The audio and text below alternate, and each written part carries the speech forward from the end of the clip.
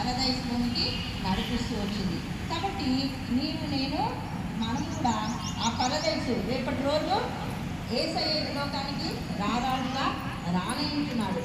ఆ రోజు మనం కూడా ఆయన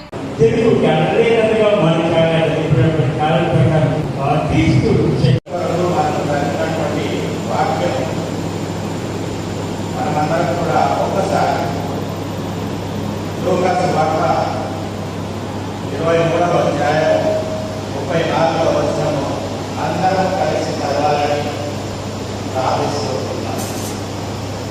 యేసు తండ్రి మీరేమి చేస్తున్నారో వీరిని క్షమించమని చెప్పి ఆ కొయ్య పైన ఆయన ప్రాణం పెట్టి కావున గొప్పవారితో నేను అందరికీ పాలు పంచిపెట్టలను. గనులతో కలిసి వారిని గూర్చి విజ్ఞాపనం చేశాను. తిరుగుబాటు చేసిన వారిని గురించి విజ్ఞాపన చేసుకుంటున్నారు. తిరుగుబాటు మరి ఈ తిరుగుబాటు తనకు మనలో ఉంచారా? మరి క్రైస్తవునికి దేవుడు ఇచ్చినటువంటి ఒకే ఒక మంచి ఆయుధం ఏంటంటే క్షమించడం. ఒక పెద్ద ఏమంటాడంటే క్షమాపణ కోరడం, క్షమించడం ఈ రెండు ఉంటే ఉన్నవాడే క్రైస్తవ భావాలను ధ్యానించడం వల్ల ఈ క్షమాపణ అనేటువంటి ఆయుధం మన జీవితంలో కలిగి ఉండాలి.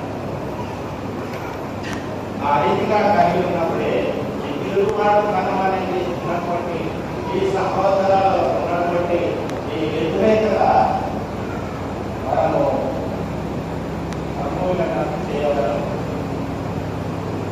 మరి ఇంకొక మాట చూద్దామండి.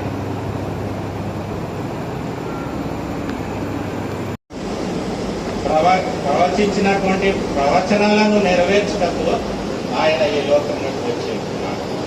ఇంకొక మాట చూద్దాం. మత్తయి సువార్త 5వ అధ్యాయము 44వ వచనంలో చూద్దాం. 5వ అధ్యాయము 44వ వచనం.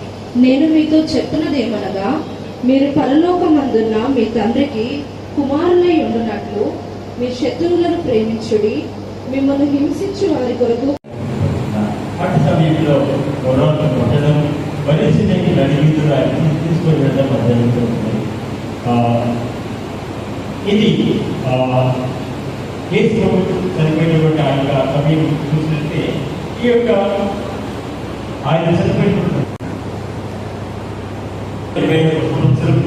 మాసంలో 15వ అమర్చిపోతే